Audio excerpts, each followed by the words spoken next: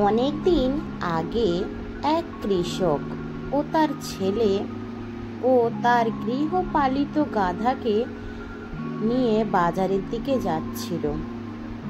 গ্রামের সরু রাস্তা ধরে ওরা তিনজন হেঁটে যাচ্ছিল।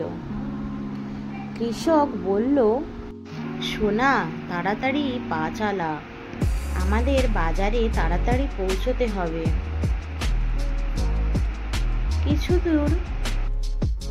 কিছু দূর যাওয়ার পরে কিছু লোকের কথাবার্তা শুনতে পেল। লোকেরা বলল, আরে এমন বোকা মানুষ কখনো দেখিনি। গাধা আছে, কিন্তু গাধা কিভাবে কাজে লাগাতে হয় সেটাই জানে না। আরে তোমাদের মধ্যে কেউ একজন গাধার উপরে চড়ে বসো। গাধার জন্মই তো বোঝা টানার জন্য। কৃষক ভাবলো, এই লোকগুলো একদম ঠিক বলছে, আমাদের মধ্যে কেউ একজনের গাধার পিঠে চড়ে বসা উচিত।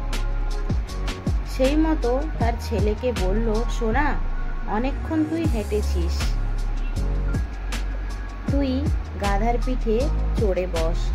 এই বলে কৃষক তার ছেলেকে গাধার পিঠে ওপর বসিয়ে দিল। তারপর আবার তারা চলতে শুরু করলো।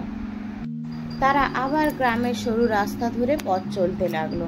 কিছু দূর যাওয়ার পরে একটি লোকের সাথে দেখা হলো। লোকটি বলল, কেমন ছেলে, যোগ্য ছেলে থাকতে থাকতে গাধার উপরে বসে যাচ্ছে আর বাবা হেঁটে যাচ্ছে।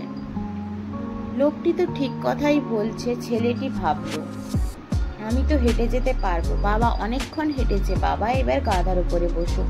সেই মতো তার বাবাকে গাধার উপর বসিয়ে ছেলেটি হাঁটতে শুরু করলো।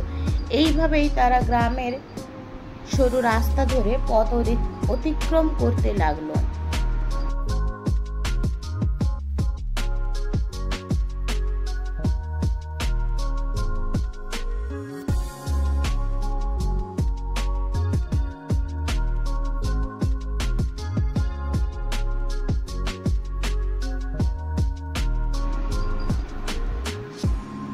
কিছু পথ যাওয়ার পরে রাস্তায় একটি বুড়িমার সাথে দেখা হলো। বুড়িমা বলল, কেমন পিতারে বাবা, ছেলেটি হেঁটে যাচ্ছে আর বাবা গাধার উপরে চড়ে যাচ্ছে। তাই মতো তারা দুজনেই গাধার উপরে চড়ে হাঁটতে লাগলো।